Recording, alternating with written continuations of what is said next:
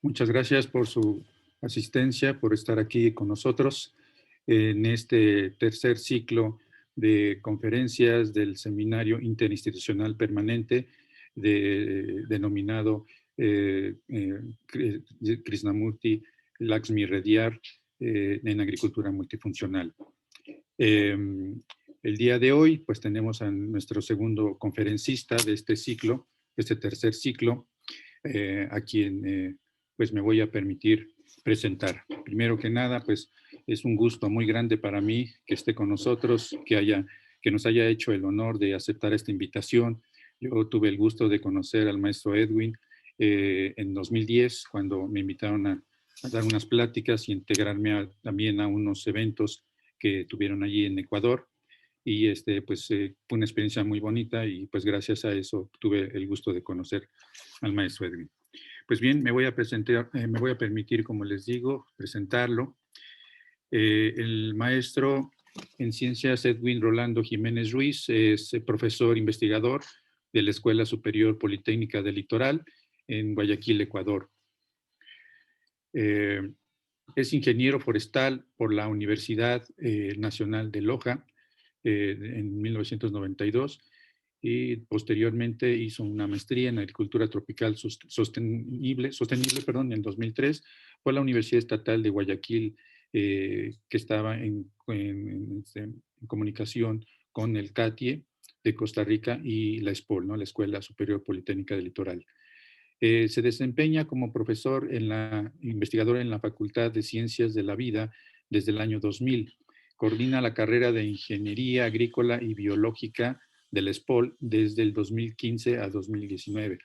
Ha dirigido en su ámbito de investigación sobre cambio climático, ecología, silvicultura, agroforestería, con más de 50 trabajos dirigidos de grado y posgrado, y actualmente coordina el programa de maestría en manejo forestal sostenible.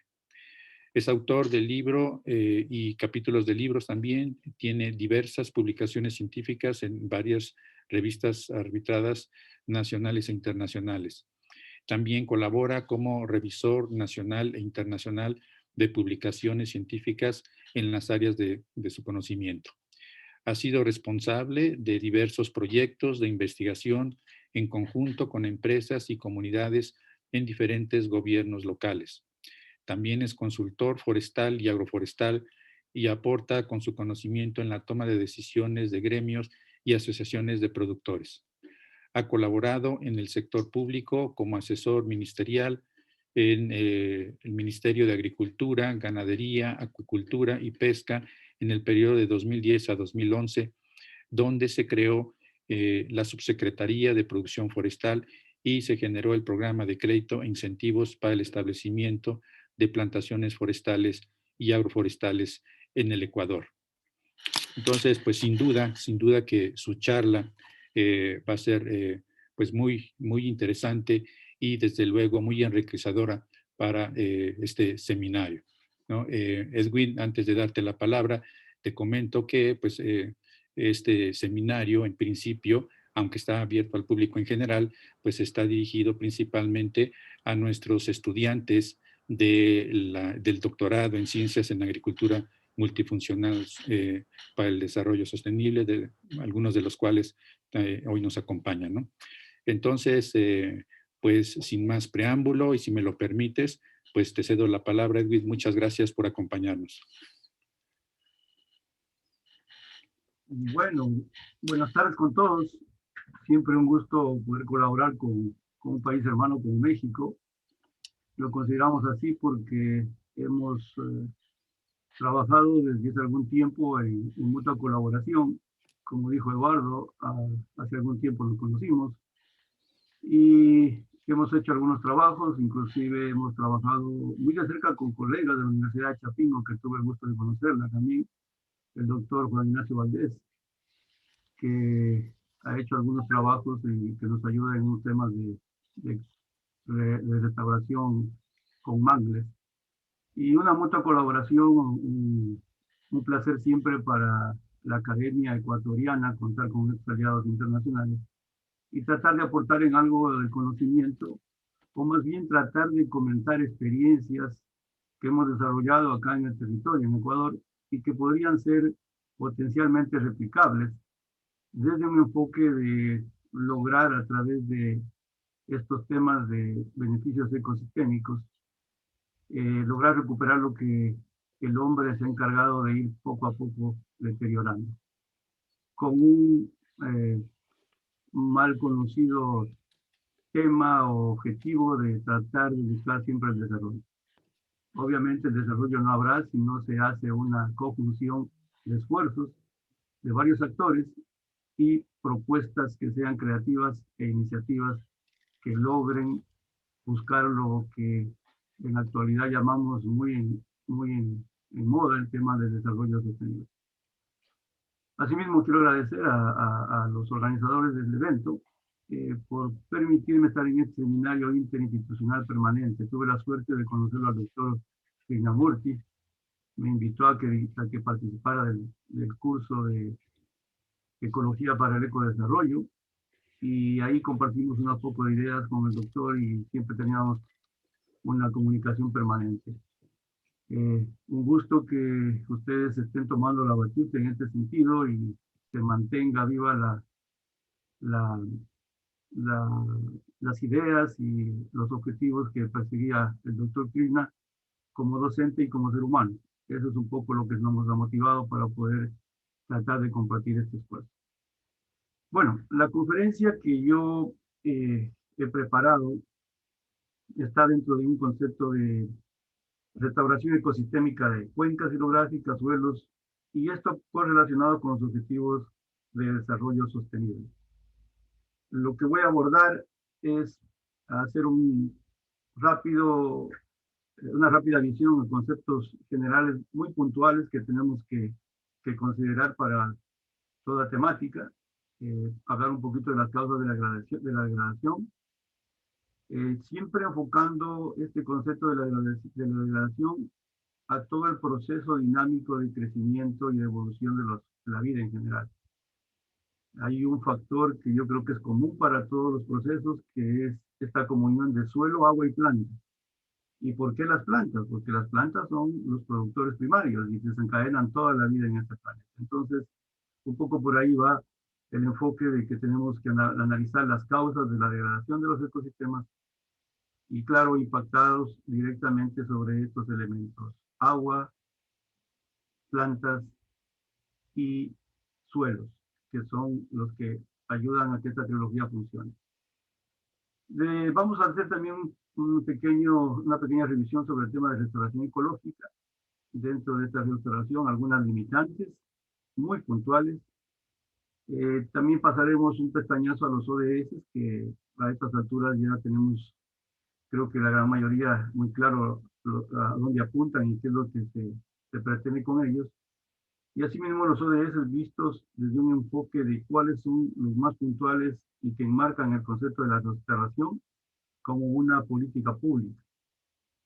Y todo este marco teórico y de recorderis, diría yo, porque estoy seguro que en el grupo hay profesionales que manejan muchas temáticas, me permito sí ya aterrizar todos estos temas muy directamente en la praxis de lo que se ha logrado en restauración en el caso de nuestro país. Y estoy presentando tres ejemplos muy puntuales. Uno que es un proceso de restauración de un bosque protector en bosque seco tropical, casualmente en nuestra universidad, en la cual se hizo un trabajo muy fuerte con respecto al rescate de especies nativas del bosque seco tropical. Luego después un trabajo que hemos desarrollado con unos estudiantes de mi universidad respecto de hacer restauración a través de una revegetación ripariana, porque nosotros estamos muy cerca a un flujo de agua, quizás uno de los más grandes de nuestro país, que es el río Guayas, que se integra por un río que se llama el río Daule, y el otro que es el río Babahoyo. Los dos forman el río Guayas, y nosotros nos dedicamos específicamente a la margen izquierda de este río, donde propusimos con un gobierno autónomo local el tema de hacer una revegetación ripariana, que es muy interesante y que es muy práctica de poder ejecutar y que tiene objetivos muy específicos.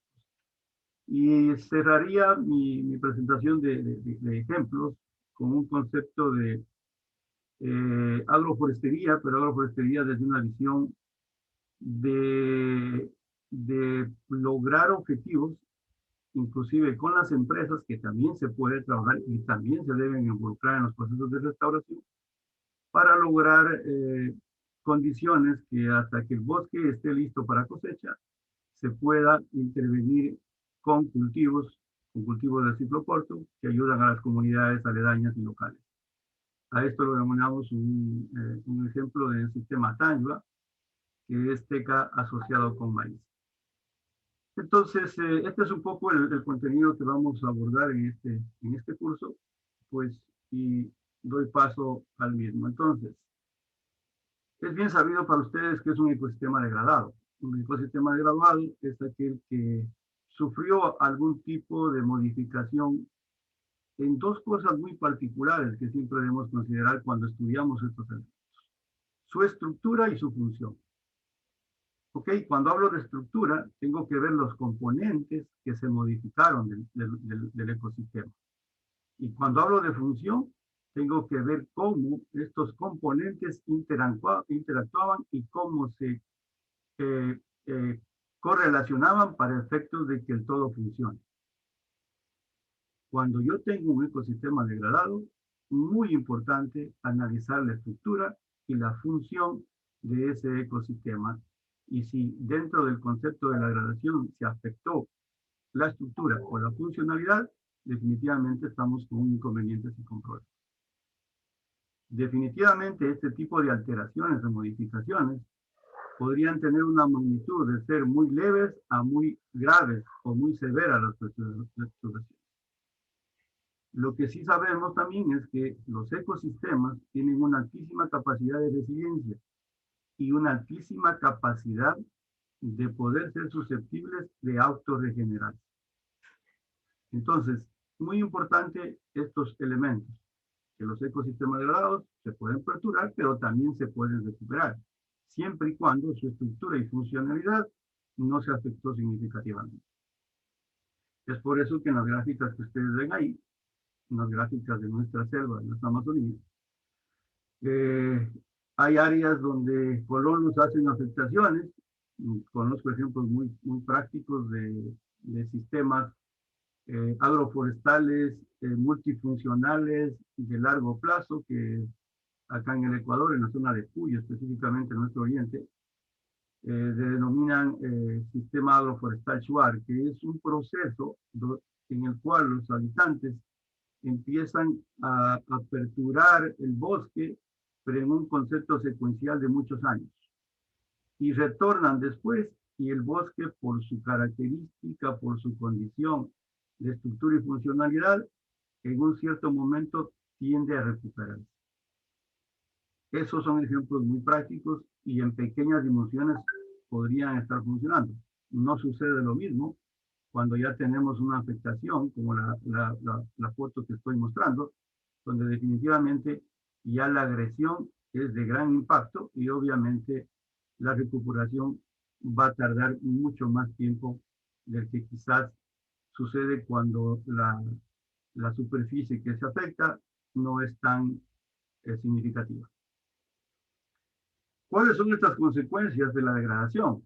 Pues es muy conocido por todos. O sea, esta afectación, que puede ser directa o indirecta, definitivamente va a tener una implicación de problemas que son recurrentes y que generalmente el ser humano a lo largo de toda su existencia ha venido replicando. Estos problemas son básicamente asociados a temas de incendios que son provocados, incendios que son considerados inclusive como parte de una tradición en el contexto de algunas comunidades, procesos o problemas derivados del concepto de pastoreo o cambios de uso del suelo para poder ejecutar cultivos y básicamente ganadería, Tala indiscriminada, que es un efecto de la degradación muy marcada. Lo que interesan son un recurso de la altísima biodiversidad que tienen nuestros bosques, que es la madera, y no nos preocupamos por el resto de elementos que están ahí, que proveen de muchísimos recursos no maderables, que quizás son mucho más apreciados que los mismos metros cúbicos de madera que se podrían explotar, perdón. Y obviamente esto va en un franco deterioro del ecosistema y llegando inclusive a la extracción o a la pérdida de la biodiversidad, y tratar de solventar el tema a través de la incorporación de nuevas especies introducidas a un ecosistema que era multidiverso y lo transformamos a cuenta de hacer algo como remediación en un contexto de introducción de especies. No es malo, definitivamente no. Lo que sí quiero alertar, o quiero que quede en el conocimiento de todos, es de que cada uno de los procesos que se hagan debería medirse su causa-efecto. Es verdad, los seres humanos demandamos de muchos recursos. Un recurso es la madera. Por tanto, quizás vale la pena pensar en que sí, hay que trabajar con estos procesos y quizás hay que tener mucho más control sobre el tema de operaciones y explotación selectiva. Pero eso, desde un enfoque de restauración, también puede ser visto como alternativa en tema de plantaciones. Pero tratar de ver que estas plantaciones no sean monoespecíficas, sino poliespecíficas. Y hemos visto en el caso de los trópicos y el trópico ecuatoriano, sin lugar a dudas, de que esta es una vía y una opción bastante significativa. Así que hay formas de hacerlo y hacerlo desde una concepción de que el ecosistema trate de recuperarse en este entorno, de tratar de tener una forma bastante parecida a lo que anteriormente tenía la estructura del ecosistema. El tema de hacer trabajos de degradación de los ecosistemas, los que ya he relatado, conducen a contaminación de suelos, aguas y aire, esta trilogía que comenté al inicio de la charla. Y obviamente esto correlaciona algunos problemas indirectamente relacionados o que son originados por las grandes urbes. Esto también es directamente correlacionado al tema de lo que ahora estamos muy preocupados, el efecto invernadero, el cambio climático y temas de lluvia ácida.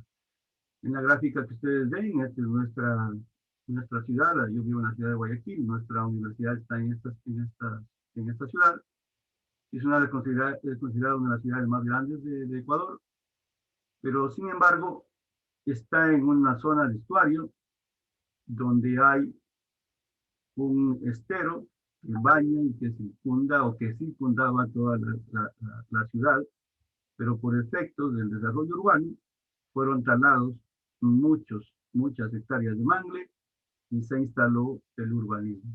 Entonces los problemas de contaminación de suelos, agua y aire son potencialmente marcados en esta región.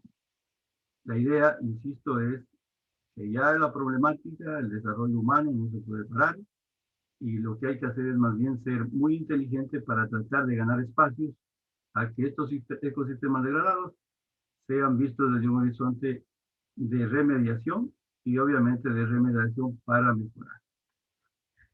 Pues un vistazo muy rápido de lo que causa esta degradación, que como se ve en la lámina puede ser causada por procesos naturales, por causas biofísicas como un terremoto. Esto, por ejemplo, acá en el caso de Ecuador, que es un país que tiene un alto índice de movimientos telúricos, hay bastantes temblores, entonces se producen algunas consecuencias biofísicas que cambian el escenario. O también puede ser generalmente la contaminación o la degradación de los ecosistemas orientadas al tema de contaminación.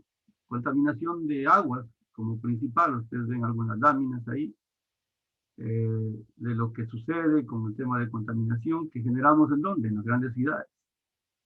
Un poco para que tengan el contexto, Guayaquil tiene alrededor de 4,5 millones de habitantes, obviamente somos muy poquitos, Si comparamos al Gran DF, que creo que ya están por arriba de los 28 millones de habitantes. Entonces, si nosotros tenemos este tipo de contaminación de aguas, eh, lo que está pasando en México será potencialmente mucho más alto, ¿no? Entonces, el ser humano es el encargado de, a través de sus múltiples procesos, ir incrementando este problema de contaminación.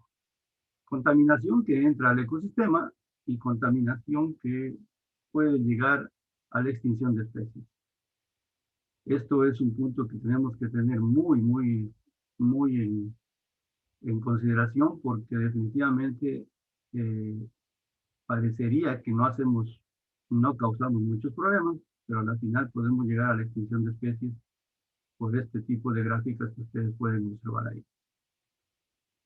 Ok, asimismo, la contaminación del suelo es un efecto que es radicalmente dañino para los ecosistemas.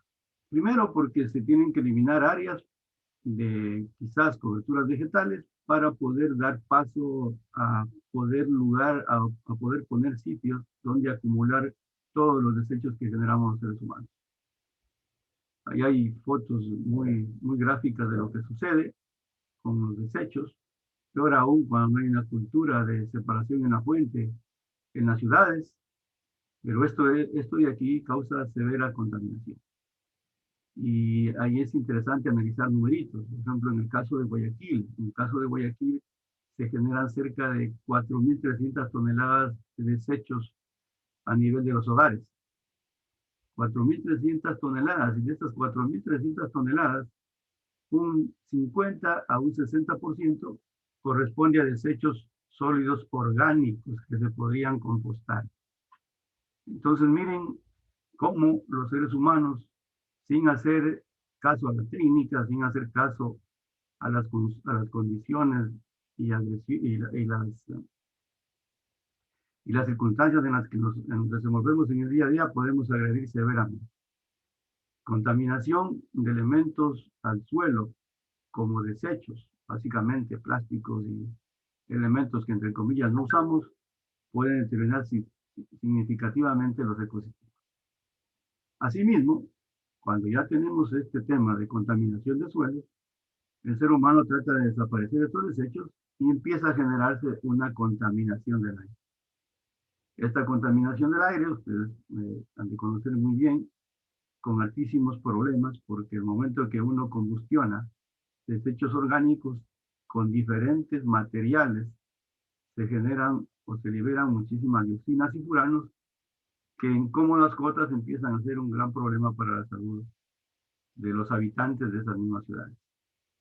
Ni qué hablar de lo que sucede con la contaminación que generamos por los automotores, por el patio automotor, que también empieza a causar problemas serios de contaminación de las ciudades, que uno podría decir ciudades un poco cercanas, pero también hay problemas en ciudades muy largas.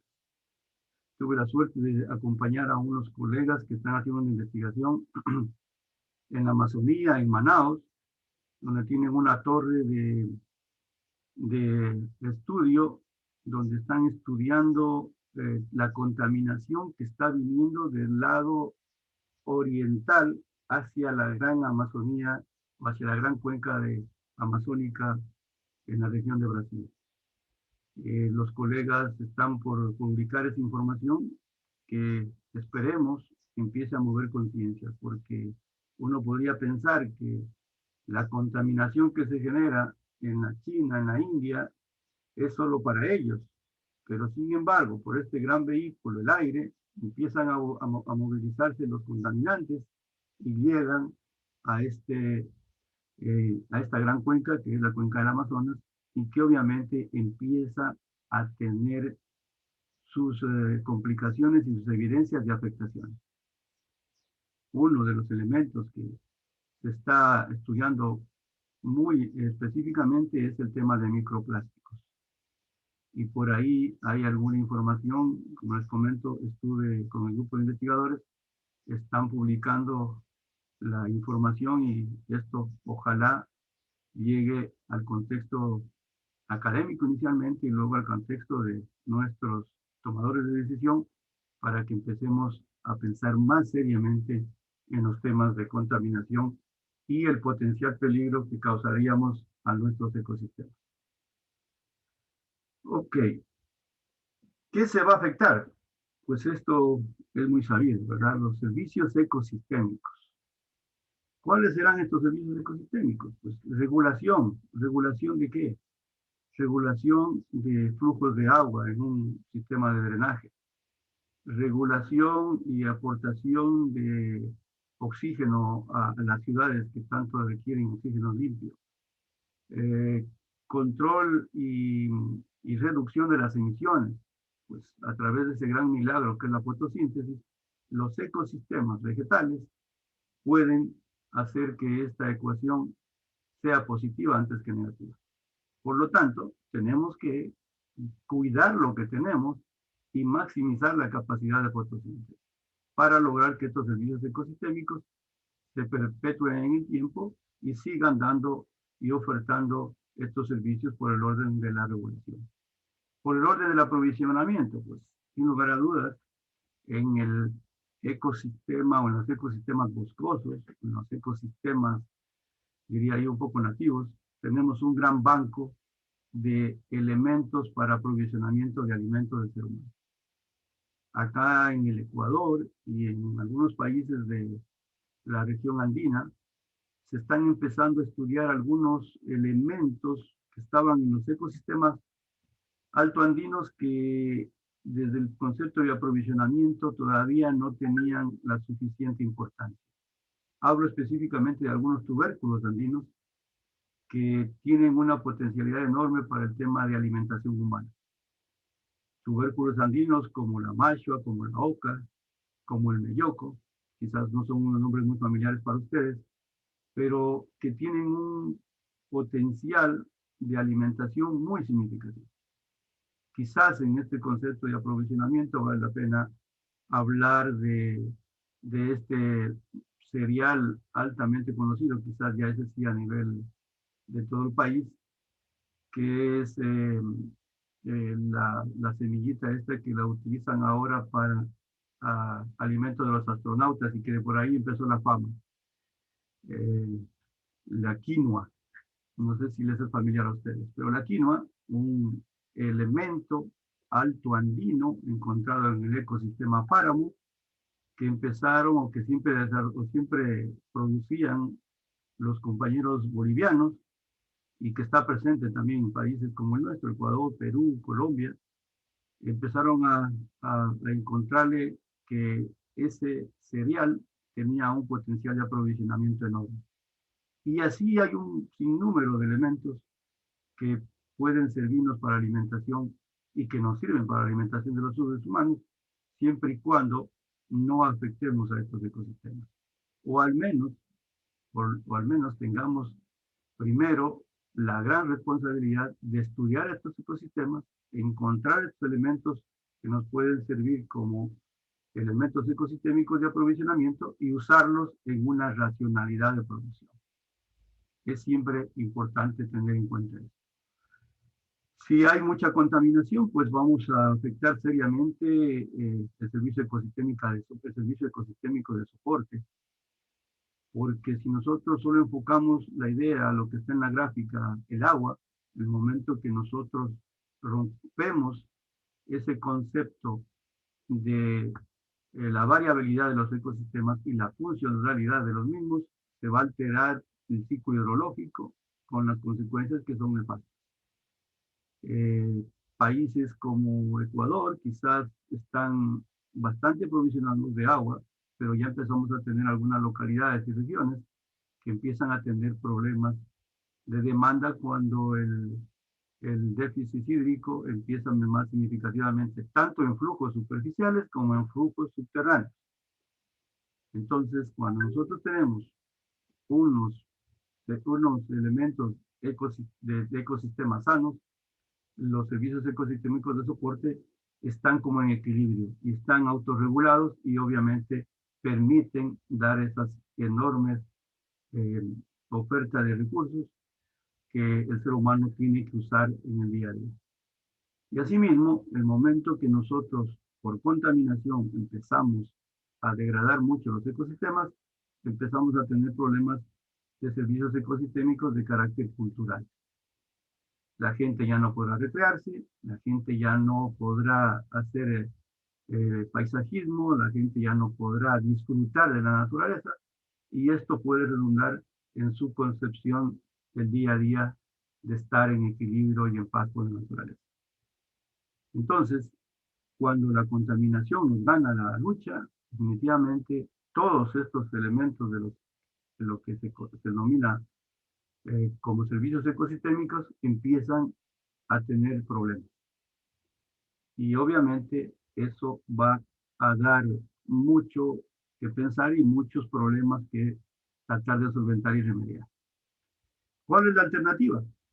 Pues la alternativa va a ser, sin lugar a dudas, la restauración ecológica. Háblese también como agroforestería, háblese como agricultura multifuncional, háblese como sistemas de producción permanente.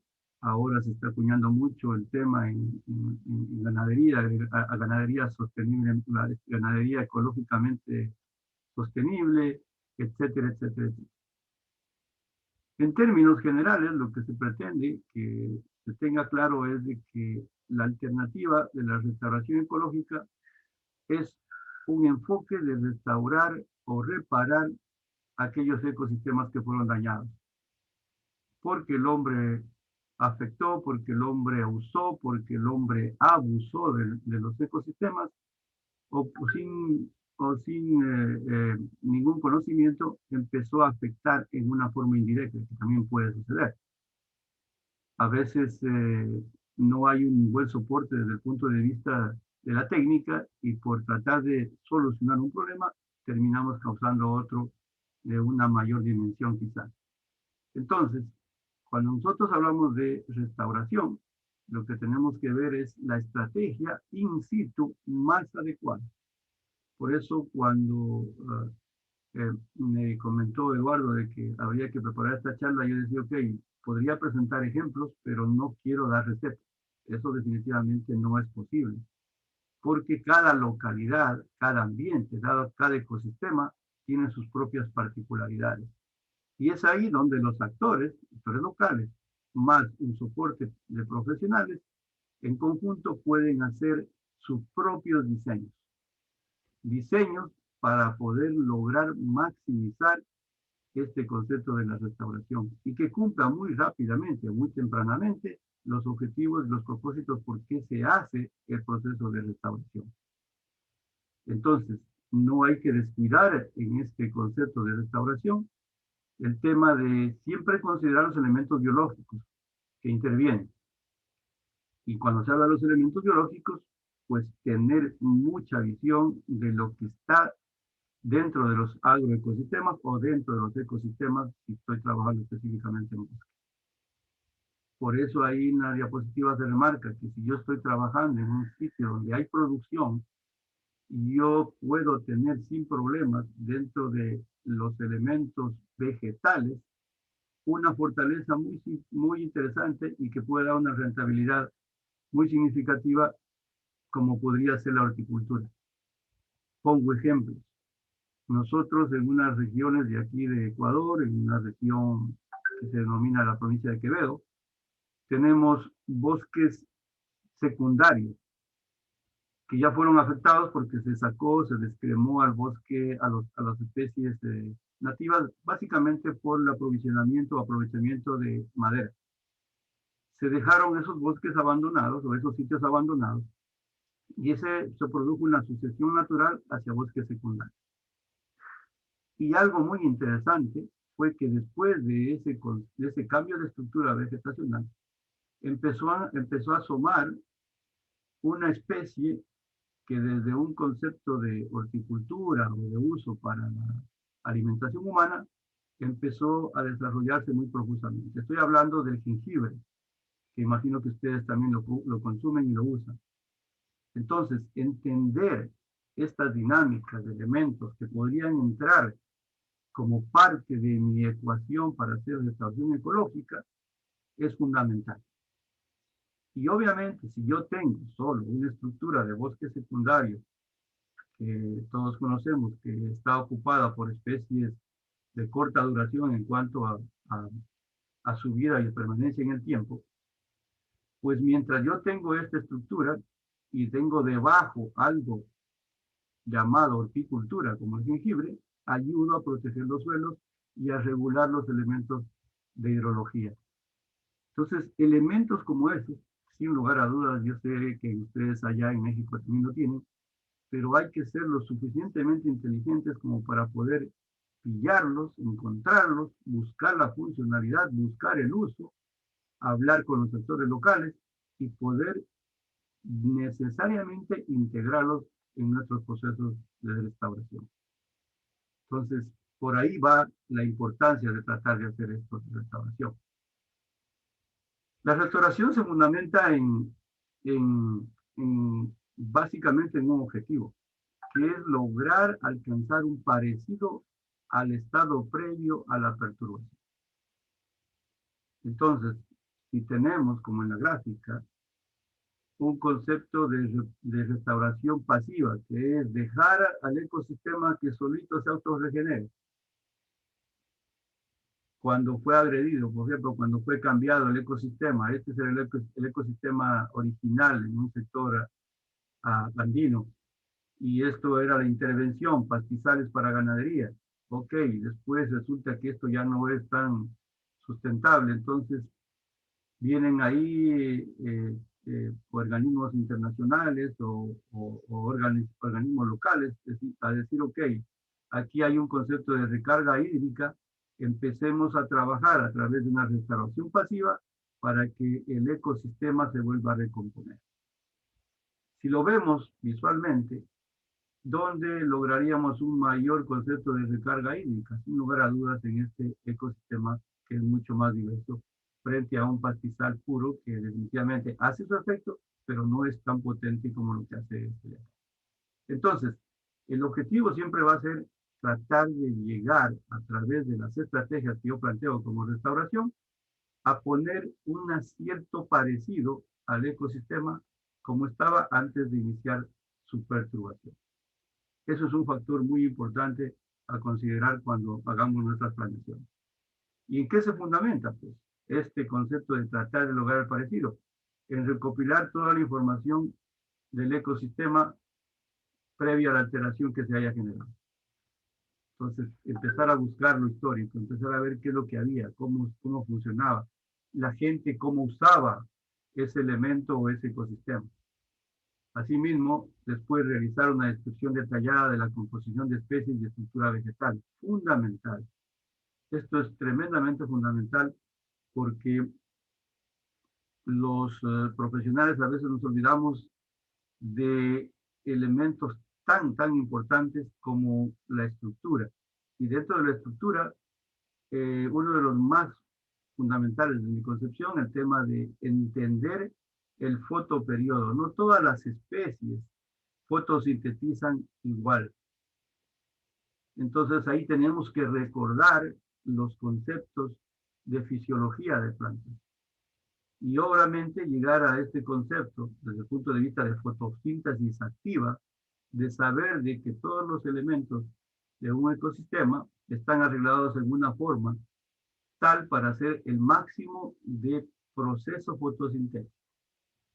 Eso significa que hay árboles o hay plantas o hay elementos que son heliófitos totales, necesitan mucha luz, pero ahí a la par van las hesiófitas parciales, y dentro de las parciales tenemos las efímeras y las de largo periodo. Entonces, ese concepto fisiológico yo no tengo que olvidar jamás al momento de hacer mi propuesta de restauración.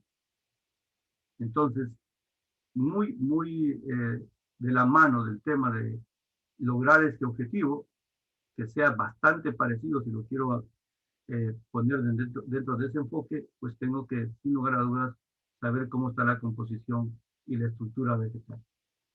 Asimismo, tengo que identificar variables, indicadores de la recuperación del ecosistema. Ok, como que tomando la lección, ¿qué es lo que ha pasado? ¿O qué es lo que pasaría cuando yo ya tengo mi elemento funcional? En el ejemplo que puse, recarga de agua. Entonces, ¿dónde se recarga más? ¿Cómo, cuánto se mejora el caudal? ¿Qué elementos? ¿Cómo está la calidad del agua? Etcétera, etcétera, etcétera. Y siempre importante, cuando yo hago el proceso de restauración, identificar variables, perdón, tener un grado de compromiso de los involucrados en el trabajo de restauración. Durante la evaluación y siempre un seguimiento de cómo va el ecosistema. El gran pero de los procesos de restauración es la temporalidad. Eso sin lugar a dudas. A veces los técnicos queremos hacer cosas que desde una visión de la técnica mismo están bien pensadas, están bien estructuradas, están bien puestas, están armónicamente funcionales. Pero ¿cuál es el problema? Que esa funcionalidad no se logra de un año para otro. Quizás se logra en una temporalidad muy larga. Eso es muy importante. No es lo mismo que como en agricultura. Yo hago un cultivo y maíz, 6 meses. En 6 meses sé lo que me pasó. Cuando hablamos de restauración de ecosistemas, peor aún, elementos multidiversos, estructuras diferentes, funciones diferentes de los elementos vegetales. Hablando de los elementos vegetales, la restauración demora muchos años. Entonces el reto es mucho más grande.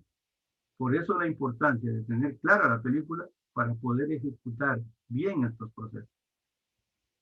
Nosotros desarrollamos un trabajo con la empresa privada de restauración de pasturas a través de silvopasturas. Y tuvimos que diseñar a nivel de cada finca, de cada ganadero, el tema de integrar al árbol dentro del sistema. Pero claro, uno les da la visión de que el árbol es importante porque fija nitrógeno de la especie que usted, que también tengo la capacidad de un reciclaje de nutrimentos, que el árbol también logra mejorar la condición de la temperatura para que los animales estén en mejores condiciones, etcétera, etcétera, etcétera. Todas esas bondades del sistema que pusimos definitivamente empiezan a notarse después de una temporalidad. ¿Qué nos decía el ganadero o el finquero? ¿Saben qué? Yo quiero respuestas, ok, pongo los arbolitos, los cuido, pero ya quisiera que empiecen a cumplir su función. Lamentablemente no se logra de un año para otro. Insisto, en este ejemplo que estoy comentando, logramos que el efecto empiece a ser funcional después de los 4 años. ¿Sí?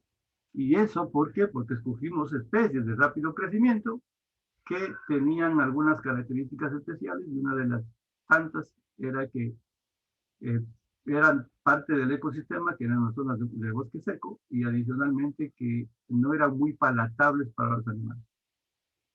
Ese es otro factor. Tiempo y cómo integro en el sistema. La gente necesita usar esa área o ese sector para seguir produciendo. Y claro, eso implica sacrificar unos tiempos que a veces los productores que viven el día a día no tienen para esta concepción de recuperación de los ecosistemas. Ok. Bueno, esto es un poco el marco general del tema de la restauración. Y ahora me permito entrar al tema de la Agenda 2030, que habla sobre el tema de los 17 ODS, de los 7 Objetivos de Desarrollo Sostenible. Me imagino que ustedes ya los vieron, o ya los han visto, o a la final están muy familiarizados con eso. El reto del desarrollo sostenible, sin lugar a dudas, a través de estos objetivos, yo diría que es un excelente enunciamiento de carácter global. Los seres humanos ya estamos entendiendo que tenemos que empezar a poner estos elementos en el contexto de esto que siempre hemos denominado el desarrollo de nuestras naciones, el desarrollo de nuestras localidades. Pero si nosotros no ponemos en contexto estos objetivos que ya surgieron como una respuesta a la gran problemática mundial, definitivamente seguimos haciendo cosas que no van a llegar a ser significativas para el macro, hablemos del planeta. Entonces, Naciones Unidas definió estos objetivos de desarrollo sostenible con una visión global y pide a que todas las naciones cumplan con estos objetivos. Y fijó una Agenda 2030 para lograr este desarrollo sostenible. Y es por eso que desde el enfoque de universidades estamos haciendo nuestra partecita para tratar de llegar en lo posible a los nuevos profesionales o a los profesionales que están haciendo estudios de posgrado en seguir remarcando en estos temas. Esto es importantísimo. Esto es importantísimo porque el planeta lo requiere. Es importantísimo porque tenemos que sumar todos en esta visión de los ODS. ¿De dónde surgió esto?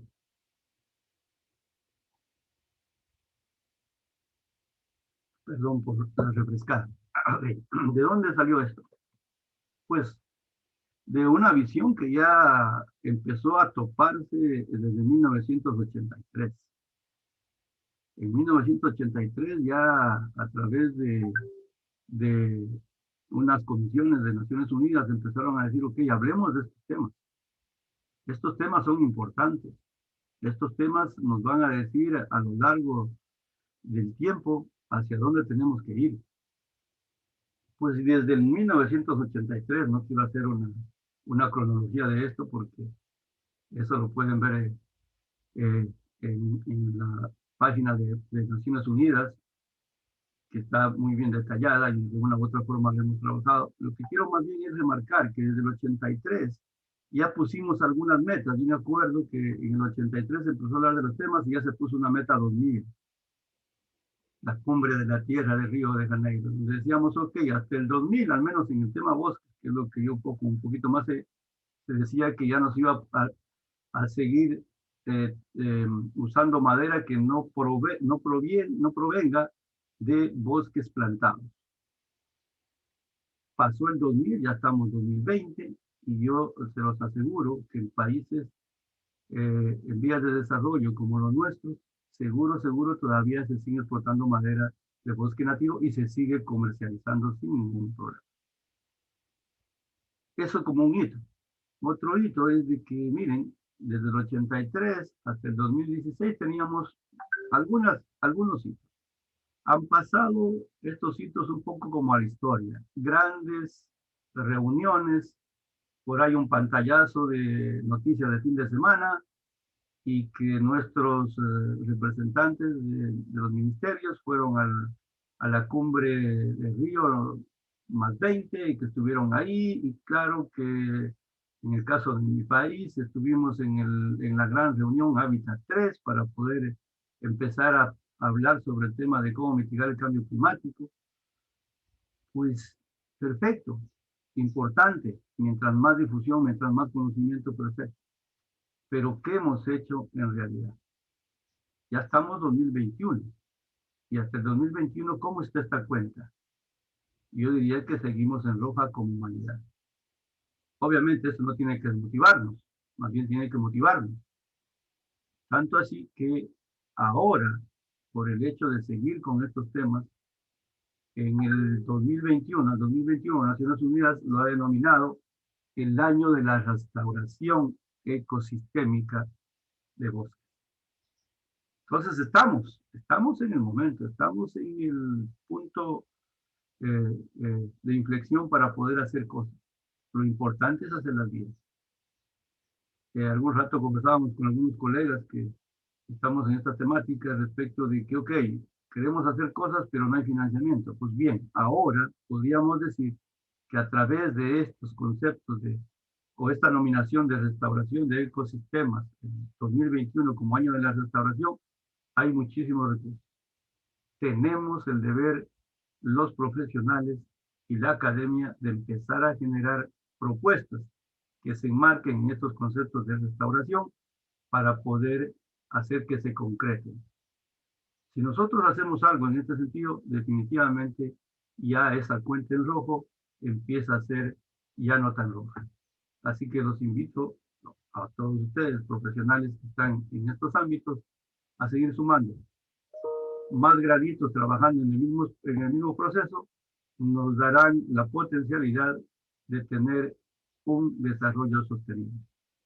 Que ustedes ya lo han visto, esta lámina es meramente de refrescamiento, que dice que el compromiso es satisfacer las necesidades de la generación presente, ya en la que estamos, pero sin comprometer la capacidad de las generaciones futuras para satisfacer sus propias necesidades. ¿Necesidades de qué? De esos beneficios ecosistémicos que hablé hace unos minutos. No podemos nosotros, a cuenta de usar los recursos, agotarlos. No podemos dejar de permitir, por ejemplo, que las futuras generaciones disfruten de poder hacerse un baño o tomar un baño en un río. Poco lo que pongo como ejemplo, o sea, no podemos sacrificar eso por un concepto de desarrollo si no se considera la sostenibilidad. Podemos, no sé, me imagino que ustedes, colegas, también se bañaron en algún río alguna vez. Es una cosa muy gratificante, es muy desestresante, pero no porque yo uso ese recurso, lo empiezo a deteriorar por una cantidad enorme de gente que usa ese recurso y después lo deteriore. Y los que vienen para atrás ya no puedan hacer uso de ese recurso. Entonces la visión es ser sostenible. Y para ello hay unos 3 elementos que siempre tenemos que considerar, que vemos que son los principales en este enfoque. Hablar siempre de capital natural. Los recursos naturales más los beneficios ecosistémicos. Y de esto, países como los nuestros, pues creo que tenemos bastante. De hecho, tenemos tremenda responsabilidad por mantener nuestro capital natural siempre como una especie de banco para poder ser usado en el futuro. Nosotros, los seres humanos, y los países tropicales en específico, tenemos este gran beneficio de ser multidiversos o megadiversos. Muchas especies en muy poquito superficie. Entonces decimos que tenemos un capital natural enorme. Y ese capital natural enorme nos da muchísimos servicios ecosistémicos. Entonces, la responsabilidad es mayor. Asimismo, tenemos que ver que otro principio fundamental es saber cómo las actividades humanas empiecen a degradar este capital natural. Importantísimo.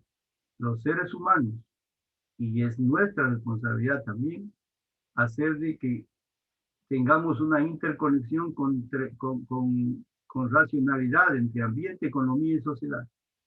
Se puede, es posible, es nuestro deber, en el ámbito en el que estamos, en el proceso de restauración, este proceso de interconexión se cumple fehacientemente. Porque vamos a articular estrategias para mejorar el ambiente y asimismo vamos a buscar conceptos económicos que le sirvan a la sociedad para que esto sea funcional. Y no degradamos el capital natural. Más bien hacemos réplicas de ese capital natural y lo potenciamos. El ejemplo que comenté de la quinoa es uno de estos. El ejemplo de usar tubérculos andinos es uno de estos. Se está usando ahorita. En Perú, los colegas de Perú desarrollaron todo un estudio de la famosa maca y en la maca están exportándola por toda la tubérculo andino con excelentes potenciales para la alimentación. Excelente proteína. ¿Sí? Importantísimo ver que este capital natural, que no lo dio la naturaleza, tenemos que seguir potenciando. Y se potencia cuando hacemos sostenibilidad. Si nos vamos un poco, nos llevamos al extremo de solo protección, la cosa empieza a complicarse. Porque el recurso que no se usa se puede perder. Así que tenemos el deber de usarlos, pero usarlos con racionalidad. Y otro enfoque es el tema de creación de soluciones a estos retos de sostenibilidad. Hay muchísimos. Unos de los que nosotros estamos recientemente involucrados, y me da gusto que haya en su universidad, en este curso de posgrados, el hecho de hablar de agricultura multifuncional. Esa es una alternativa. Es un reto a este tema de la sostenibilidad. Es complejo, por supuesto. Poner un elemento biológico a trabajar es sencillo. monoespecífico, es bastante sencillo, pero cuando el elemento de restauración habla de una agricultura multifuncional, estamos hablando de la interacción de 2 o 3 elementos. La cosa se vuelve más compleja. Por eso es que los que estamos involucrados en esto tenemos que presentar soluciones a estos retos de sostenibilidad. Y soluciones que sean replicables, soluciones que sean medibles, que sean verificables, y que por sí solas se empiecen a multiplicar y a maximizar en el uso. Como digo, los felicito por estar en este reto. Bienvenidos a Sumar. ¿Qué hemos aprendido de estos conceptos que ha presentado Naciones Unidas? Básicamente hemos aprendido a consensuar una agenda, una visión común. Ya yo creo que la mayoría de naciones tiene una visión común. Mejorar la vida de las personas. Sí, lo que yo le pongo como ecuación es a través de qué, de potenciar elementos de restauración como la agroforestería y la agricultura multifuncional. Y hay otras más, o sea, ganadería climáticamente inteligente y no sé qué, hay un poco de denominación. Pero la idea es de que se empieza ya a tener una visión común de que hay ciertos elementos como los monocultivos, de que ya a estas alturas del partido no son tan interesantes de replicar, sino más bien la necesidad de hacer agroforestería y agricultura multifuncional para lograr esos grandes cambios. Sin embargo, de lo que hemos hecho, de lo que se ha trabajado, de las experiencias que se tienen, todavía hay algunos problemas que son graves y que esperemos hasta el 2030, que ya se nos viene cierta, 9 años, de poder tratar de minimizar. No creo que podamos erradicar, pero sí minimizar. Conceptos de igualdad y equidad van a ser siempre fundamentales. Elementos como muchísimas personas viviendo en límites de pobreza, pues eso es algo que debemos eh, tener siempre presente y buscar que las alternativas obedezcan a ellos, a esta gente que está limitada, a esta gente que vive en pobreza. Ha habido muchas inequidades, hay muchísimas disparidades, hay muchísimo todavía que hacer con respecto a la riqueza y el poder. Esto lo vivimos en el día a día. Desigualdades entre géneros todavía persiste, esto es claro. Fue muy simpático, yo hace unos 2 meses atrás culminé un curso sobre restauración mismo de ecosistemas y yo lo organicé. Me encanta poner el ejemplo y fue muy, muy claro el reclamo de los participantes al final del curso, de las participantes, compañeras mujeres, de que en el panel de expositores que escogimos por su experticia, nunca consideramos a una mujer. Fue todos los disertantes de este curso, fuimos varones. Y yo decía, pero qué falla que tuve. Estoy haciendo un proceso de capacitación, me estoy olvidando de algo importantísimo, el tema género. Me lo hicieron notar y créanme que desde ahí siempre comparto este concepto de que no se debe hacer eso, que si invitamos a un foro y invitamos a un evento, siempre hay que contar con la participación de la mujer. Hay mujeres talentosas, conozco profesionales tremendamente comprometidas. Les puse en el chat de esta conferencia al colega José, de que ya me acordé el nombre de la compañera, Lourdes Iglesias, colega forestal de la Universidad Veracruzana, comprometida con el rescate de una especie forestal alto andina, un Pinus gegri, que es muy importante y que es un banco que tiene ahí el México y todo su ecosistema que podría aportar para salvar o para potenciar áreas a través de restauración de ecosistemas quizás acá en Ecuador. Entonces, importante el tema del género e importante de que esas personas estén integradas dentro de un contexto inclusive de capacitación. Asimismo, hasta la actualidad, pese que se ha hecho avances, todavía existe muchísimo desempleo. Aquí hay un punto de corte del proceso, de este tema de la pandemia, ha disparado estos números de desempleo. Sin embargo, ha habido o hay reportes muy claros de que el único motor que nunca se apagó en pandemia fue la producción a nivel agrícola. Entonces, ahí hay una potencialidad. Sin lugar a dudas, la agricultura, la forestería, la agroforestería, emplean a muchísimas personas. Y obviamente, siempre va a haber mercado, porque sabemos muchísima gente que necesitamos del campo para poder alimentar. Y algo que nos está preocupando mucho, pese a que se ha hecho bastante en el tema de los ODS, es el cambio climático, que cada vez es más evidente y que cada vez nos causa más inconvenientes. Ok, estoy un poquito retrasado.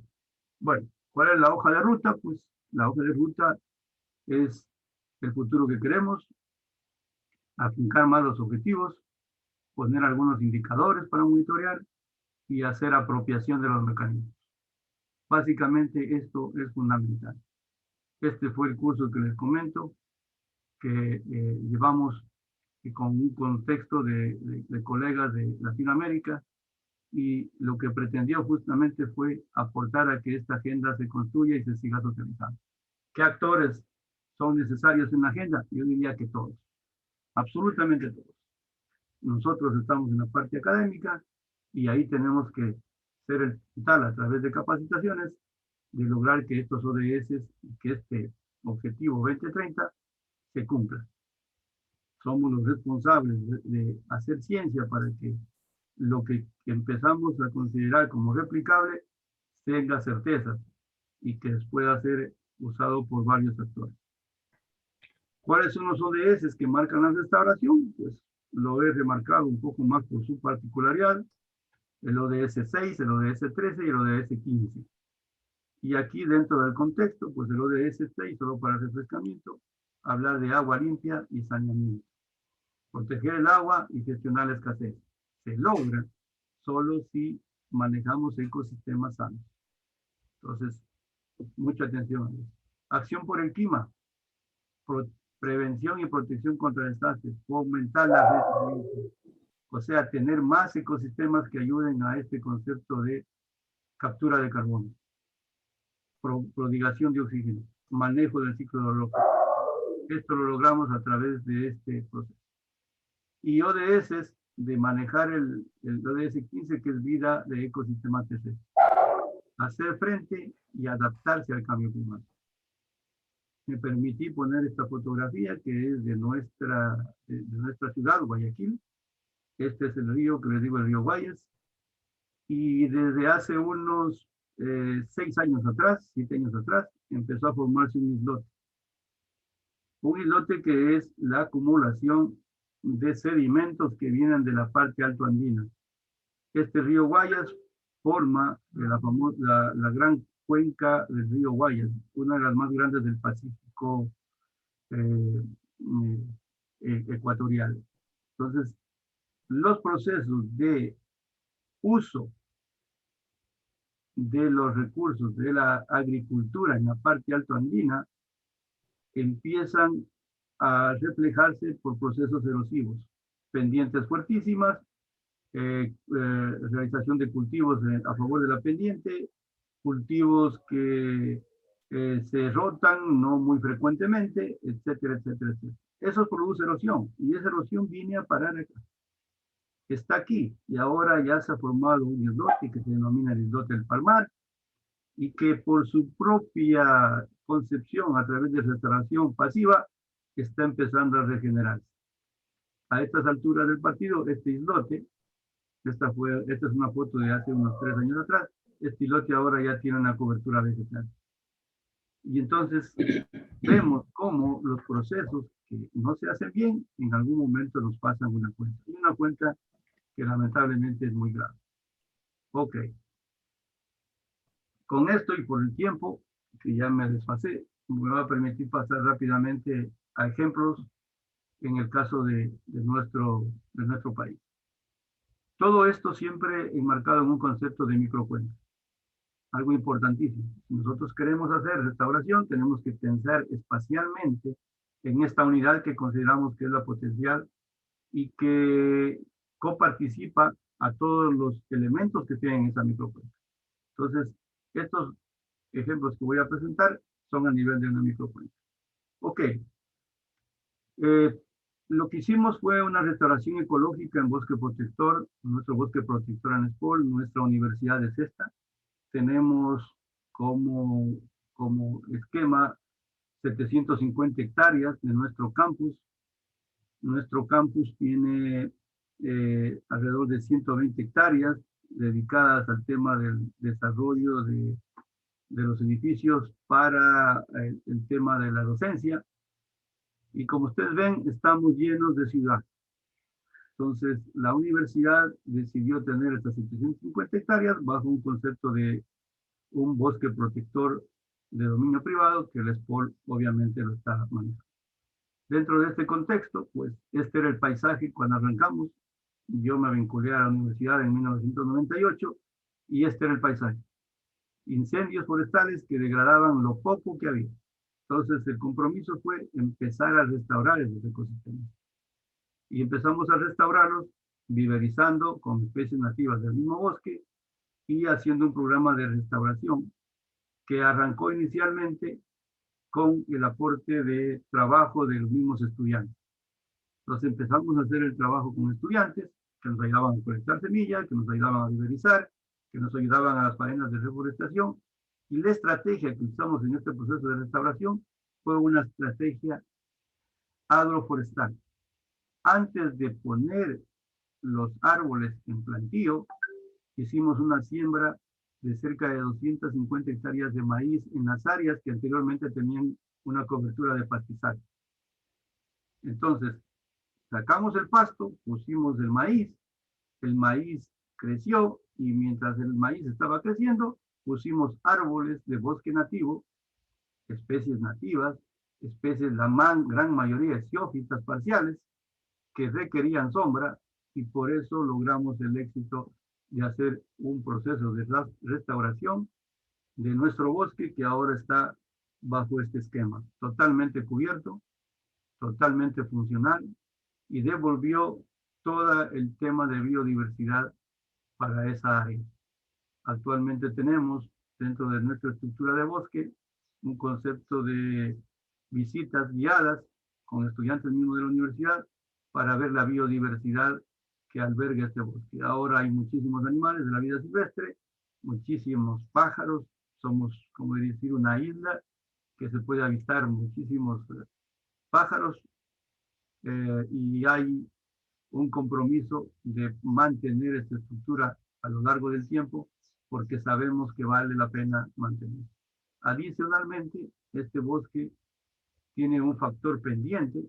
Como ustedes vieron ahí, si había incendios, había una exposición máxima con la pendiente a erosión del suelo y esa erosión del suelo llegaba a la parte baja de nuestra infraestructura y la colapsaba en algunos lados.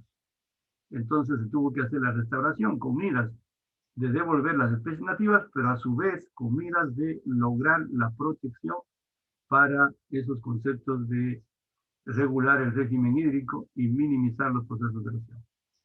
A estas alturas del partido, 22 años de seguimiento nos han permitido hacer muchos trabajos de investigación con especies nativas que eran poco conocidas y peor aún que ni siquiera se habían puesto en un concepto de arreglos espaciales para efectos de crecimiento. Creemos que hemos aportado en el conocimiento al hacer un proceso de restauración que, como digo, tiene un tema de tiempos y adicionalmente tiene un tema de seguimiento y de cuidado. Ese es un factor importantísimo. A veces montamos los procesos de restauración y esperamos que sigan su propia dinámica. No, hay que seguir evaluándolos, hay que seguir cuidándolos. Otro ejemplo que me permito presentar es el tema de la reforestación ripariana, que lo hicimos con un gobierno descentralizado. Nosotros lo manejamos a nivel de cantones, entonces esto es del Cantón Daule. Y en el Cantón Daule está el río que tiene su mismo nombre, Esto lo hicimos con estos estudiantes, Eric Cedeño y Dimitri Raymond, unos dos estudiantes que identificaron una problemática que hemos comentado a lo largo de esta conferencia. Desechos, pérdida de la biodiversidad, eliminación de coberturas, y por aquí pasa el río. Y obviamente el río en época seca tiene un comportamiento, pero en época de lluvias sube el nivel y empieza a afectar que las partes de las riberas del río y empieza a causar problemas. Entonces, ¿qué hicimos? Empezar a diseñar. ¿Y en base de qué diseñamos? De lo que hacía la gente en sus propios sitios. Vimos un ejemplo, este es un ejemplo muy interesante. Muy cerca al río hacían agricultura con arroz. Inmediatamente después, cuando ya no es tan frecuente la capa freática, con humedad excesiva, hacían maíz. Entonces, ¿cuál fue el concepto? Empezar a diseñar estos sistemas. Y diseñamos estos sistemas para poder lograr de que la cosa sea más potencial. ¿Cuál es el sueño? Pues el sueño será hacer algo como esto, ¿no? Salir de este concepto de pérdida total de biodiversidad y llegar a entender esto, a componer esto. Y peor aún, por lograr imágenes como estas, donde ya tenemos un río tremendamente de mejor condición, ya no hay presencia de basura y obviamente eso ayuda muy significativamente al desarrollo. Entonces, la idea, pues obviamente por gráfica, es lo que pretendemos, cómo lo hicimos, a través de diseños de un plan de reforestación. Voy a ir un poquito rápido, como les comenté, los objetivos específicos, siempre pensando en esta connotación de suelo, agua y planta, para poder saber qué especies usar y qué elementos vamos a poner dentro de esta reforestación o de esta restauración ripariana. Identificamos las especies y generamos un plan o un diseño de este plan que desde el enfoque de lo que hicimos, ustedes lo ven aquí, esta área fue la que se planificó para hacer la restauración y obviamente el proceso demandó de mucho trabajo, pero sin lugar a dudas logramos hacer un diseño que era adecuado. ¿Cuál fue la estrategia? Pues seguir este diseño. Siembra de árboles en la margen más arriba, en la parte alta, digamos, del talud, pero árboles que tienen una concepción de 3 bolillos y poner muy junto al río un soporte de caña aguaduda para poder minimizar el tema del flujo del agua que podría estar causando problemas. Entonces, visto aquí, teníamos la hilera de caña, después una hilera de mango y después una hilera de aguachapelí. ¿Por qué escogimos estas especies? Porque el suelo lo permitía, porque las condiciones de la capa freática lo permitían, porque las personas lo seleccionaron y lo utilizaron. Entonces, caña aguaduda provee, la bambusa vulgaris provee elementos para poder venderse. Acá se utiliza mucho la caña aguaduda. El mango, sin lugar a dudas, frutos para ser vendidos. Y el guachapelí lo veían como una alcacía, es una especie pseudosamanea guachapele que se utiliza muchísimo para sombra y para estabilizar justamente taludes. Y adicionalmente tiene una gran potencialidad desde el punto de vista de madera. Entonces, el esquema de restauración siempre tiene que contemplar ese eje fundamental que son los actores locales. Los técnicos podemos diseñar cualquier cosa y nos permite a veces la técnica, nos permite el suelo, pero si no contamos con la visión del ente local, definitivamente nuestros procesos podrán quedar en el vacío. El tercer ejemplo que quiero mostrarles es un sistema agroforestal, Tajwa, que fue diseñado, insistí, comenté que era para el sector privado, que se dedica a producción de madera de teca, pero que pusimos al elemento maíz como un mecanismo de restauración de los ecosistemas degradados y adicionalmente con una visión netamente social. ¿Dónde lo desarrollamos?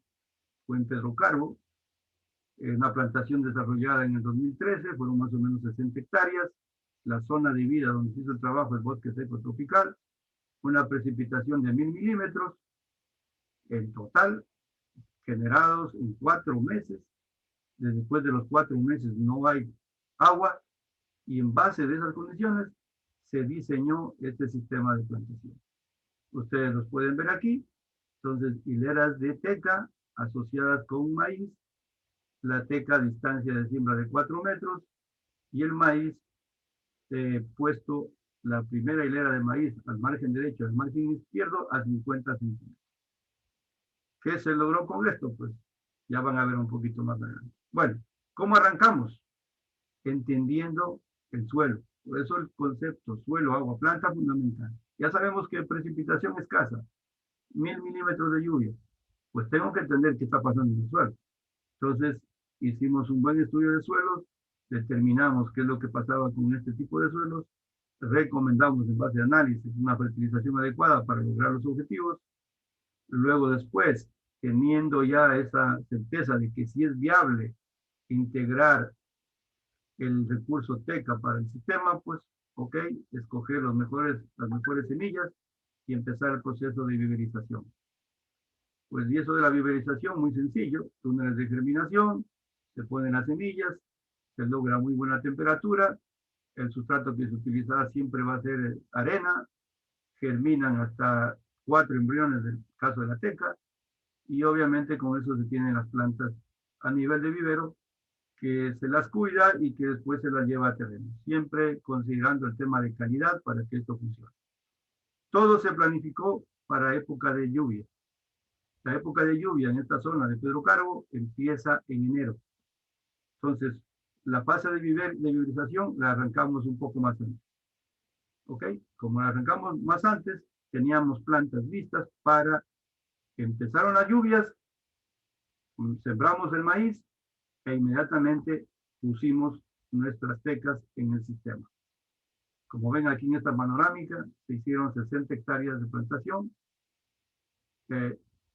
Perdón, la teca al momento de ser sembrada apenas fueron 15 días después de estas fotos, 15 días después de siembra, o 12 días como dice en la gráfica. Después el sistema 3 meses de establecido, entonces miren ahí lo que se tenía, 60 hectáreas de maíz, entre comillas, de maíz. Pero claro, al interior del maíz teníamos nuestro recurso que interesaba, que era la teca. Obviamente son sistemas dinámicos donde el técnico tiene que entender qué es lo que pasa en el sistema. La teca es una especie heliófita, necesita mucha luz. El maíz empieza a proveer sombra a la teca desde la parte lateral. Entonces, ¿qué es lo que tiene que hacerse? Muy sencillo. Una actividad de mantenimiento, poda de hojas, todas las hojas que caían hacia la hilera de teca, la eliminamos y dejamos que entre la suficiente cantidad de luz al sistema. ¿Cuándo se hace eso? Cuando el maíz está señoreando.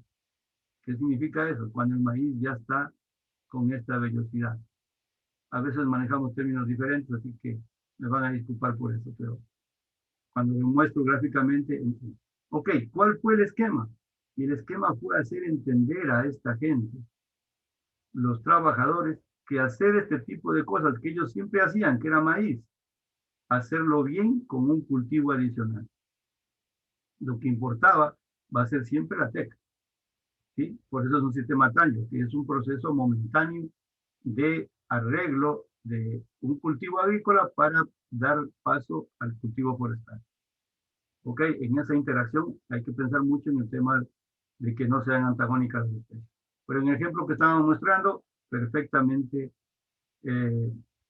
armónico el proceso. Entonces, 3 meses de establecido el sistema, teníamos plantas de teca arriba del 1,50 m y obviamente el maíz ya en producción. Después de 5 meses el sistema establecido, ya estábamos en época seca y ya el maíz estaba para cosecha y las tecas lograron crecer con una excelente forma y pasaron ya de los 2 metros a los 5 meses de establecido. Entonces, el arreglo de proceso de restauración fue muy eficiente, fue muy importante. Luego, después de 6 meses de trabajar, el maíz fue cosechado. Aquí ven ustedes el proceso el resto que se utilizó de sacar todo el maíz y la teca quedó así, en plantación. Y claro, como quedó así, pues había muchísima biomasa, los restos del maíz lo incorporamos al tallo o a las hileras de la teca, y el momento que se incorporó esto se logró tener un ahorro muy significativo de evaporación y las tecas seguían creciendo. Entonces nosotros salimos al próximo invierno con metros arriba, perdón, con medidas de la teca arriba de 3,50 metros. Entonces el escenario funcionó y funcionó muy bien para todas estas 60 hectáreas. O sea, se puede replicar. La ventaja que se tuvo de esa producción de maíz fue que la gente que se involucró en el sistema obtuvo un recurso que siempre tenía, pero adicionalmente ya se tiene lo que le interesaba a la empresa, que es el recurso maderal.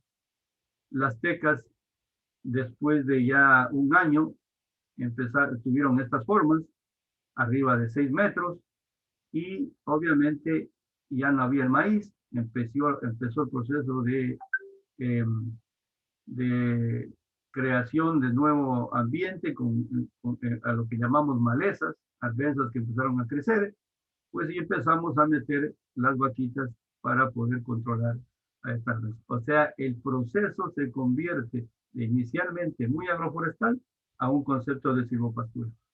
Y se puede muy funcionalmente, y eso es lo que hace que esto funcione.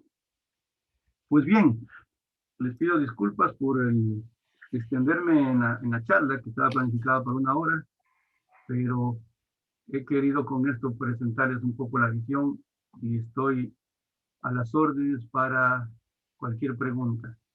Aproveché para el agradecimiento esta foto que me la regalaron justamente en México, en esta capacitación del doctor Krishna, que me pareció tremendamente importante. El planeta está perdiendo esto, la cobertura de cabello que nos necesitamos. Lo necesitamos porque de esto se saca muchísimo beneficio. Bueno, lo que se ha perdido ya se perdió. Lo que nos comprometemos es a tratar de hacer una restauración. Entonces el llamado es a tratar de cubrir en este planeta todos estos elementos para seguir viviendo y usándolos a lo largo del tiempo. Muchas gracias por su atención. Muchas gracias, Edwin. Excelentísima tu plática, definitivamente, y desde luego que no hay ningún problema de que te hayas pasado. Creo que reservaste lo mejor para el último y eso se agradece mucho, ¿no? Bueno, pasaríamos entonces a la parte de las preguntas o comentarios. Si hay algunos colegas aquí presentes que quieran hacer algún comentario o pregunta para el maestro Edwin, por favor. Bien, mientras te comento que el colega José Antonio Serrano de la Universidad Veracruzana ya puso en el chat los datos que le había solicitado. Y si no los acabo puedes... de ver, muchas gracias. Muy perfecto. amable, José, gracias. Muy bien. Bueno, pues en lo que se animan los colegas a comentar algo, quiero preguntarte, Edwin, sobre este programa. Recordarás que en el 2010 que estuve con ustedes, había un programa a nivel nacional de fomento a los sistemas silvopastoriles que estaba iniciando, me parece. Y yo quiero preguntarte qué fue de ese programa, cómo progresó, porque no sé si sepas que aquí, por primera vez en la historia de México, está habiendo una promoción de los sistemas agroforestales a nivel nacional, con el programa Sembrando Vida, que inició en 2018. No sé si lo has escuchado.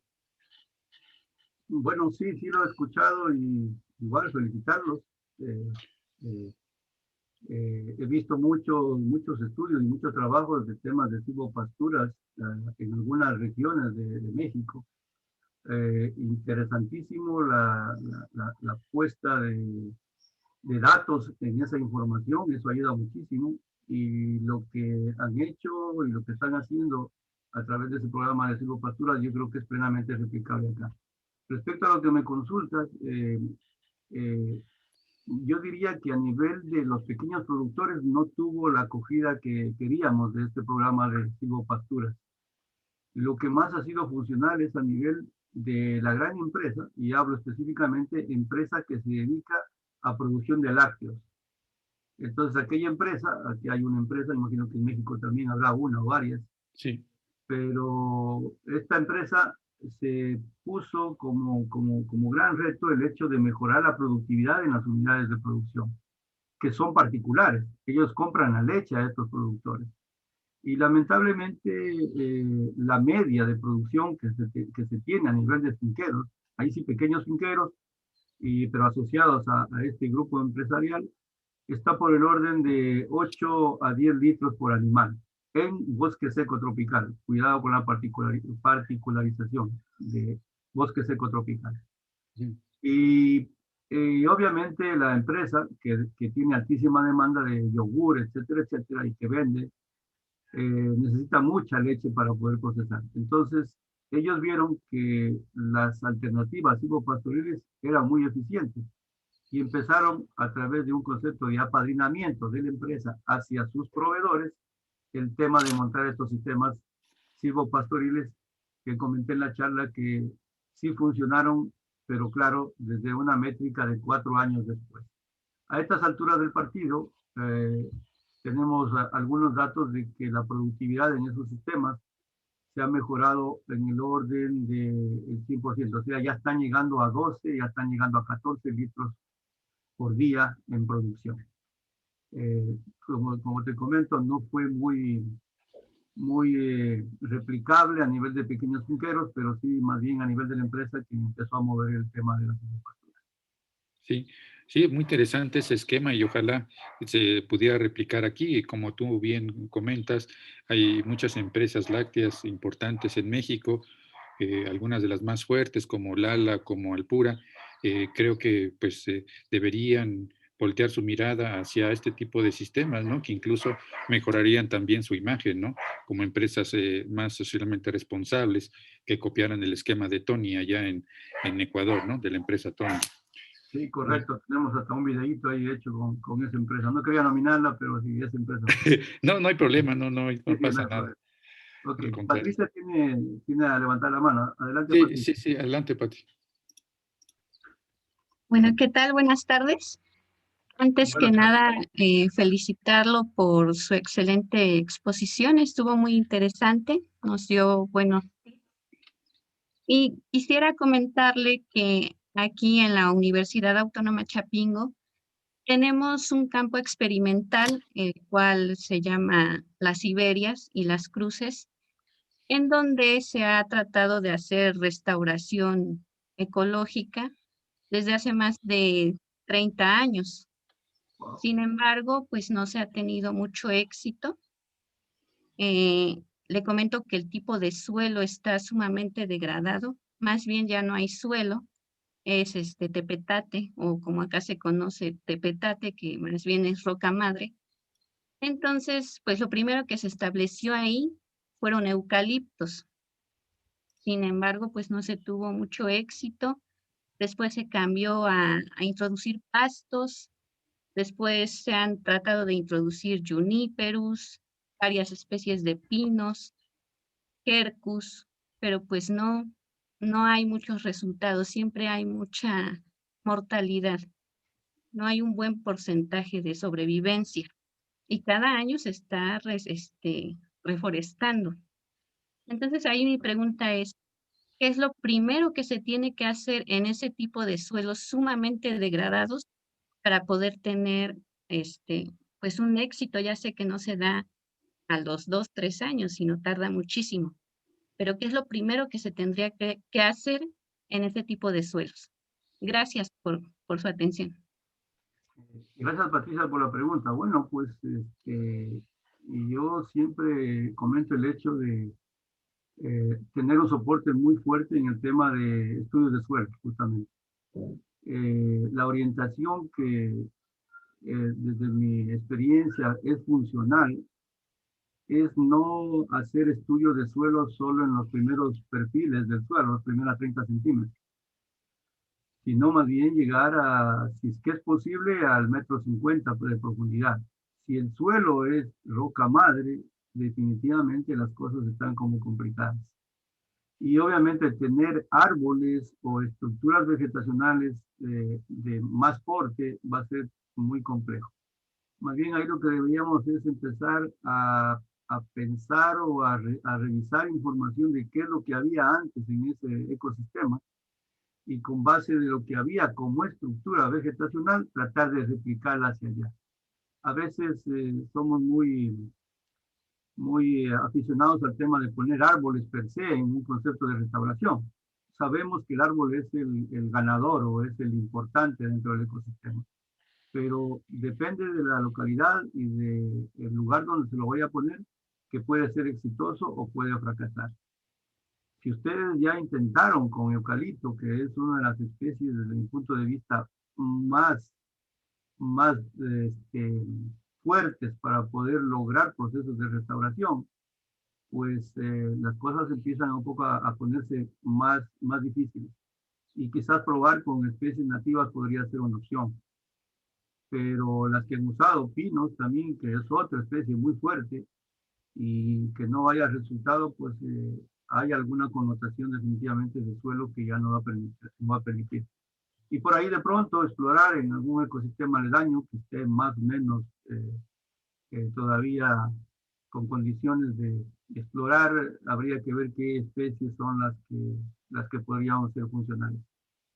Siempre importante el tema de estructura también, ver cómo se pueden ir recomponiendo.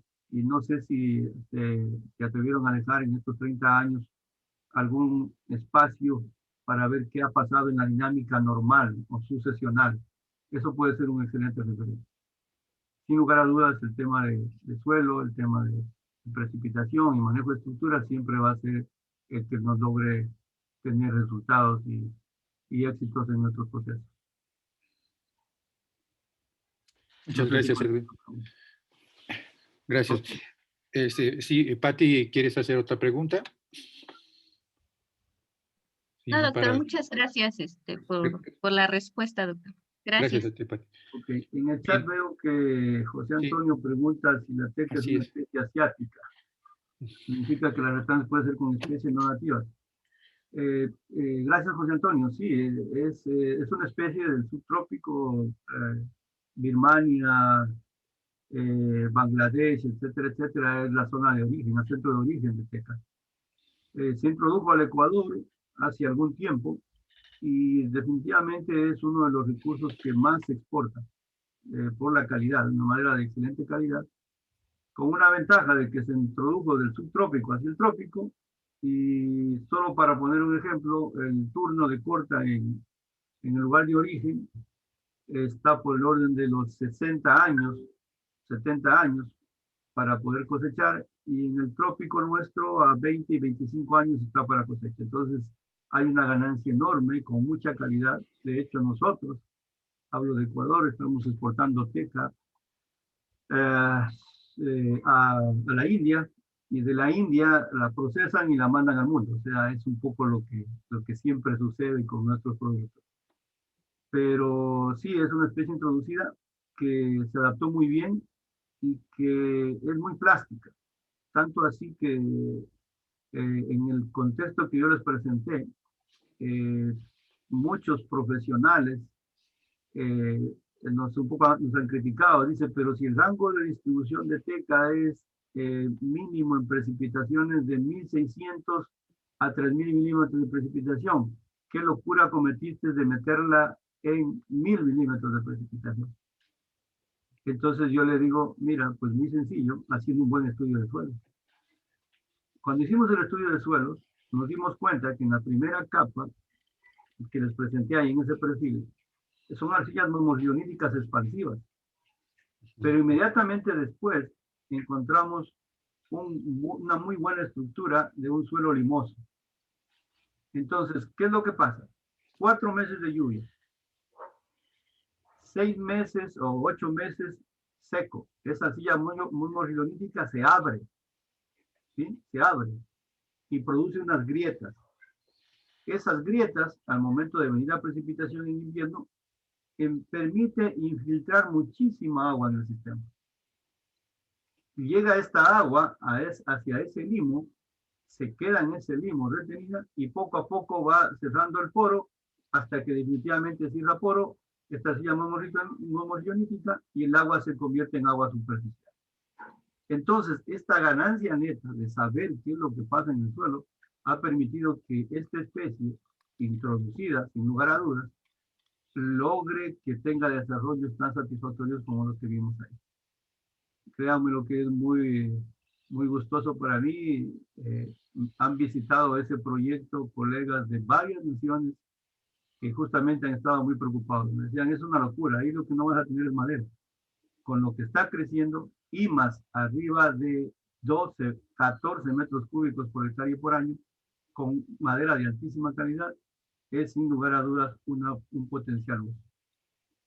En el concepto de restauración, es importantísimo lo que comenta el colega. Si es que hay especies nativas que suplan o que cumplan un objetivo específico para las comunidades, usarlas. Si hay alguna alternativa de especies exóticas y pueden ser utilizadas, hay que usarlas. Lo importante siempre es tener el contexto de los colegas que están en alrededor, porque definitivamente ellos van a ser los usuarios a futuro de los recursos. Pues, qué interesante, Edwin, porque pues prácticamente ahí tenían un sistema tipo SCAL, ¿no? Un sistema natural de captación de agua de lluvia, ¿verdad?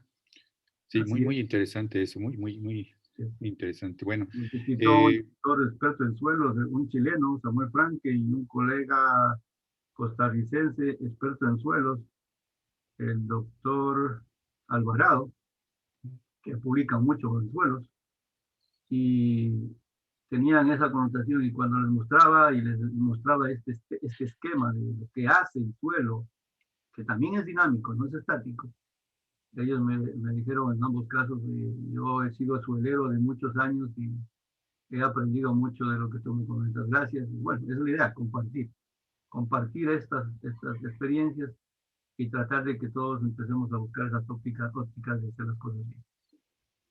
Perfecto. Pues Edwin, parece ser que ya no hay más preguntas. Si es así, pues te agradecemos muchísimo tu plática, tu conferencia, y pues ojalá te tengamos pronto en otra ocasión. Aprovecho para reiterarte la invitación para que pues participes con nosotros en el 30 Curso Internacional de Agroforestería para el Desarrollo Sostenible, ¿no? Que vamos a llevar a cabo en el mes de noviembre. Y que, bueno, si tienes algún colega que también pudieras hacer extensiva la invitación, pues nos gustaría mucho contar también con su participación. Excelente. Gracias a ustedes. Espero les sirva este barrido de información que les he comentado. Y bien, excelente que se sigan sumando. Los felicito en eso y felicito a la Universidad de Chapingo que está siempre en esa connotación social de hacer las cosas con este elemento de la sociedad que es el motor para poder desarrollarnos. Gracias a todos ustedes por escuchar y por estar acá. Pues en nombre de la Universidad Autónoma Chapingo y del Departamento de Fitotecnia y desde luego del Instituto en Investigación, Desarrollo y Educación en Agricultura Multifuncional, le agradecemos enormemente al maestro Edwin Jiménez Ruiz su participación y a todos ustedes por su asistencia y pues también por sus intervenciones. Muchas gracias a todos. Hasta luego. Gracias, que estén muy bien. Igualmente, hasta luego.